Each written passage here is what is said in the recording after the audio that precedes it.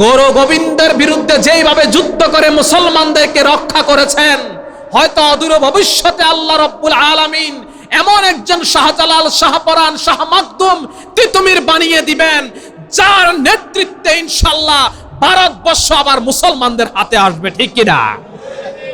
ইনশাআল্লাহ মুসলমানদের হাতে আসবে।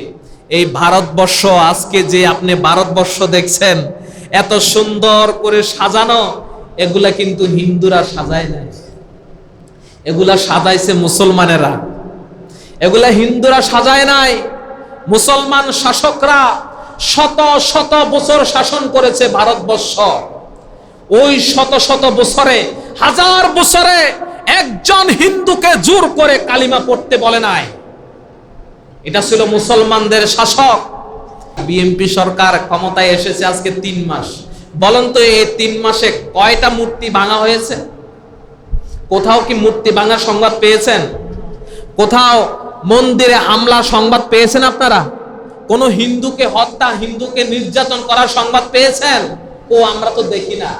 তাহলে গত 17 বছরে বারবার কেন প্রতিমা ভাঙার সংবাদ আসতো, মূর্তি ভাঙার সংবাদ আসতো, হিন্দুদের গায়ে আক্রমণের সংবাদ আসতো? বোঝা যায় এগুলা সবগুলা ছিল রাজনৈতিক উদ্দেশ্য প্রণীত। একটা দলকে গায়েল করার জন্য, দেশকে সাম্প্রদায়িক বানানোর জন্য, দেশকে জঙ্গি রাষ্ট্র হিসেবে প্রতিষ্ঠিত করার জন্য বরং ক্ষমতাসীনরা এগুলা উদ্দেশ্য প্রণীত ভাবে টার্গেট করে এগুলা করা হতো। ঠিক কিনা? এগুলা টার্গেট করে করা। আমাদের এই দেশের মুসলমানেরা কোনোদিন মন্দির ভাঙে না, কোনোদিন তারা মন্দির ভাঙে না, কোন প্রতিমার গায়ে আঘাত করে না, কোন দেব দেবীর গায়ে আঘাত করে না। কারণ ইসলাম আমাদেরকে এই শিক্ষা দেয় না। আমাদের ইসলাম, আমাদের দিন, নবী রাসূলরা আমাদেরকে এই শিক্ষা দেয় নাই। আমরা বছর যুগ যুগ ধরে 1947 সাল থেকে 2026 আজ অবধি আবহমান কাল থেকে আমরা এই দেশে হিন্দু মুসলমানেরা একসাথে বসবাস করে আসছি। হিন্দু, মুসলিম, বৌদ্ধ, খ্রিস্টান, বিভিন্ন ধর্মের মানুষ একসাথে বসবাস করে আসছি। কেউ কারো মন্দিরে আক্রমণ করে না।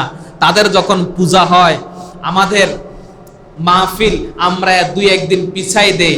আবার আমাদের মাহফিল, তাফসির মাহফিল যখন শুরু হয় তখন তাদের ওখানে সাউন্ড কমাই দেয়।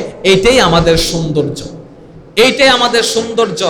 কিন্তু আমাদের পার্শ্ববর্তী রাষ্ট্রে দেখা যায় আমাদের মসজিদগুলাকে ভেঙে তারা সেখানে মন্দির বানায়।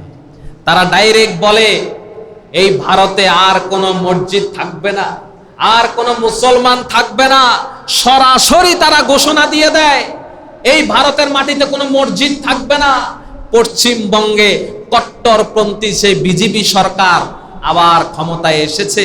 ক্ষমতায় আসার আগেই তারা বলা শুরু করে দিয়েছে পশ্চিমবঙ্গে কোনো মুসলমান থাকবে না, সব নাকি বাংলাদেশে পাঠায় দিবে, সব বাংলাদেশে পাঠায় দিবে। ওখানে কোনো মসজিদ থাকবে না, মাদ্রাসা থাকবে না, কোনো মুসলমান থাকবে না। দেখেন তারা কেমন সাম্প্রদায়িকতা তারা সৃষ্টি করেছে, কেমন দাঙ্গা তারা লাগাচ্ছে। আর ওরাই আবার আমাদেরকে সবক দেয় আমাদের দেশে নাকি আমরা সাম্প্রদায়িক, আমাদের দেশে নাকি আমরা হিন্দুদেরকে আক্রমণ করি। আরে আমাদের দেশের হিন্দুরা তো মায়ের কোলে আছে। আমাদের দেশের হিন্দুরা তারা এতটাই যত্নে আছে যেভাবে আমাদের সন্তানরা আমাদের কোলে যত্নে থাকে। ঠিক না? আমরা তো আক্রমণ করি না। তোমরা কেন আক্রমণ করো আমাদের মুসলমানদের ভাইদের উপর, মুসলমান শিশু নারীদের উপর? তোমরা কেন আক্রমণ করো? এতই যদি তোমাদের অ্যালার্জি থাকে, যারা পালাই গেছে তাদেরকে দিয়ে দিতে পারো না? আগে তাদেরকে দিয়ে দাও না। কেন তোমরা আমাদের নিরীহ মুসলমানদের উপরে নির্যাতন করো? এই সাম্প্রদায়িকতা যদি চলতে থাকে, দাঙ্গা যদি চলতে থাকে, আল্লাহ কিন্তু সবকিছু সহ্য করেন না। যেভাবে শাহজালাল, শাহপরান রাহিমাহুল্লাহ এই দেশে এসেছেন ইসলামের বার্তা নিয়ে, গৌর গোবিন্দের বিরুদ্ধে যেইভাবে যুদ্ধ করে মুসলমানদেরকে রক্ষা করেছেন, হয়তো অদূর ভবিষ্যতে আল্লাহ রাব্বুল আলামিন এমন একজন শাহজালাল, শাহপরান, শাহ মাকদুম তিতুমির বানিয়ে দিবেন, যার নেতৃত্বে ইনশাআল্লাহ ভারতবর্ষ আবার মুসলমানদের হাতে আসবে, ঠিক কিনা? ইনশাআল্লাহ মুসলমানদের হাতে আসবে। এই ভারতবর্ষ, আজকে যে আপনি ভারতবর্ষ দেখছেন এত সুন্দর করে সাজানো, এগুলা কিন্তু হিন্দুরা সাজায় নাই, এগুলা সাজাইছে মুসলমানেরা, এগুলা হিন্দুরা সাজায় নাই। মুসলমান শাসকরা শত শত বছর শাসন করেছে ভারতবর্ষ। ওই শত শত বছরে, হাজার বছরে একজন হিন্দুকে জোর করে কালিমা পড়তে বলে নাই। এটা ছিল মুসলমানদের শাসক, এটা ছিল মুসলমানদের ন্যায় এবং ইনসাফ। হাজার বছর ধরে শাসন করেছে ভারতবর্ষ, শত শত বছর শাসন করেছে। কোন হিন্দুকে বলে নাই, জোর করে বলে নাই যে কালিমা পড়। তার ধর্ম সে পালন করেছে। আর আজকে কিছু সময় হিন্দুরা শাসন করে আজকে মুসলমানদেরকে আঘাত করে, নির্যাতন করে, জোর করে তাকে বলায়, বল জয় শ্রীরাম, জয় শ্রীরাম বলতে বলে। এই হলো মুসলমান এবং তাদের মধ্যে পার্থক্য। প্রিয় ভাইয়েরা, এই জন্য ইসলাম আমাদেরকে সাম্প্রদায়িকতা শিক্ষা দেয় না।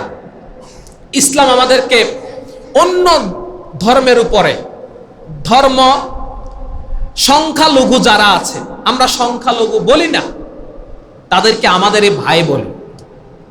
কারণ তাদেরকে আপনি বন্ধু বানাতে পারবেন, কিন্তু অভিভাবক বানাতে পারবেন না।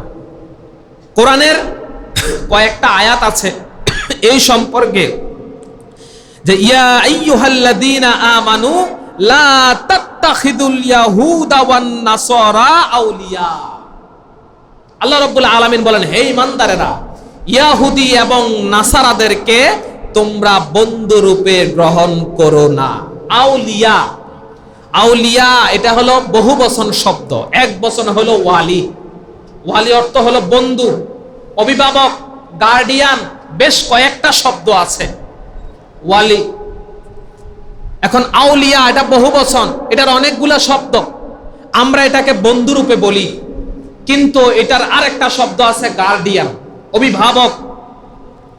আল্লাহ রাব্বুল আলামিন বলেন, হে ঈমানদারেরা, ইহুদি নাসারা অমুসলিম যারা আছে তাদেরকে তোমরা গার্ডিয়ান বানাতে পারবে না। গার্ডিয়ান অর্থ তোমার অভিভাবক, তোমার নেতা, এইটা বানাতে পারবা না তুমি তাদেরকে, কিন্তু বন্ধু বানাতে পারো। হিন্দু, বৌদ্ধ, খ্রিস্টান তারা আমাদের বন্ধু হবে। তারা যদি আমার বন্ধু না হয়, আমি দ্বীনের দাওয়াত দিব কার কাছে? বন্ধু বানিয়ে তার কাছে আমি দ্বীনের দাওয়াত দেব। কারণ এক মুসলমান দেশ, অমুসলিম দেশ, এক দেশ আরেক দেশের সাথে সন্ধি হবে। সন্ধি ছাড়া তো শান্তি আসবে না। সন্ধি তো করেছেন জনাব বিশ্বনবী মুহাম্মদ রাসূলুল্লাহ সাল্লাল্লাহু আলাইহি সাল্লাম। কি কাফেরদের সাথে সন্ধি করে?